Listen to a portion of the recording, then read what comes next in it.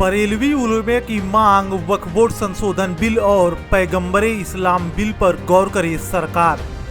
वक्फ bill को दिया समर्थन, यूसीसी पर भड़के मौलाना शहाबुद्दीन।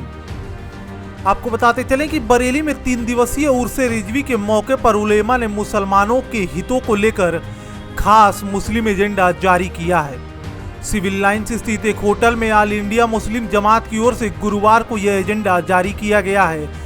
ऑल इंडिया मुस्लिम जमात के अध्यक्ष मौलाना शहाबुद्दीन रिजवी बरेलवी ने बताया कि 12 राज्यों से आए उलेमा ने मुसलमानों के मसाइल के साथ सियासी हालात और पार्टियों को लेकर लंबी चर्चा की। इसके बाद प्रेस कॉन्फ्रेंस कर मुस्लिम एजेंडा जारी किया गया है। मौलाना ने बताया कि एजेंडे में कहा गया है कि मुस्लिम शिक्षा, बिजनेस और परिवार पर ध्यान दे, समाज में फैल रही बुराइयों की रोकथाम करे, वरना इसके भविष्य में नुकसान उठाने पड़ेंगे। देश की एकता और अखंडता के लिए मुसलमान हर कुर्बानी देने को तैयार है, मगर दो मजहबों के बीच नफरत फैलाने वाली राजनीति बर्दाश्त नहीं की जा सकती। सरकारों और राजनीतिक पार्टियों को इस पर गंभीरता से काम करना होगा। इसके साथ ही केंद्र और राज्य सरकारों के लिए भी एडवाइजरी व सलाह जारी की गई है। उन्होंने कहा कि मुसलमानों को आर्थिक आधार पर आरक्षण देने, सरकारों में मुस्लिम नुमाइंदगी बढ़ाने और अन्य बातों को मुस्लिम एजेंडे में प्रमुखता से शामिल किया गया है। आज आला हजरत का पहला उर्स है। उर्स के मौके पर देश भर के उलमाए कराम इकट्ठा हुए और इकट्ठा होने के बाद में भारत के जो मुसलमानों के ताल्लुक से मसाइल हैं उन पर विस्तार से चर्चा की गई। बहस के बाद में ये मुस्लिम एजेंडा जो है वो तैयार किया गया।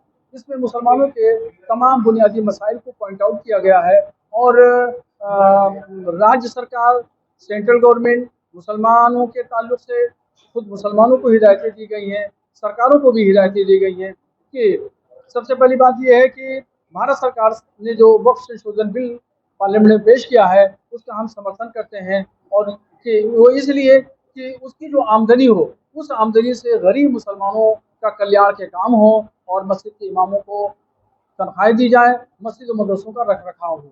और साथ साथ में लाल किले से प्रधानमंत्री ने सेकुलर सामान्य नागरिक संहिता का ऐलान किया है। तो ये सामान्य नागरिक संहिता चाहे सेकुलर हो या गैर सेकुलर हो, भारत के मुसलमानों को मंजूर नहीं है। हम स्पष्ट इस बात को कहना चाहते हैं। इसके अलावा राज्य सरकारें मुसलमानों के साथ में भेदभाव का रवैया ना अपनाएं, बल्कि साथ में लेकर के वो चलें।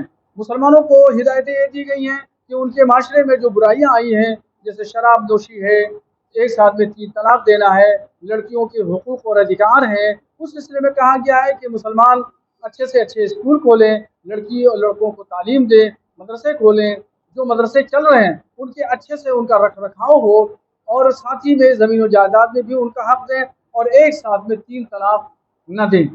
और पॉलिटिकल पार्टियों को भी हिदायतें दी गई है मुस्लिम एजेंडे में कि पॉलिटिकल पार्टियां मुसलमानों को बंधवा मजदूर न समझें।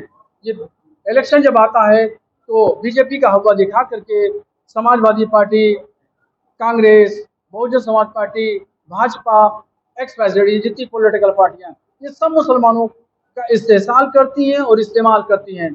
अब मुसलमान जो है जागरूक हो गया है, वो अच्छे भले की तमीज़ करता है, समझता है, इसलिए उसको उसके हाल पे छोड़ देना चाहिए।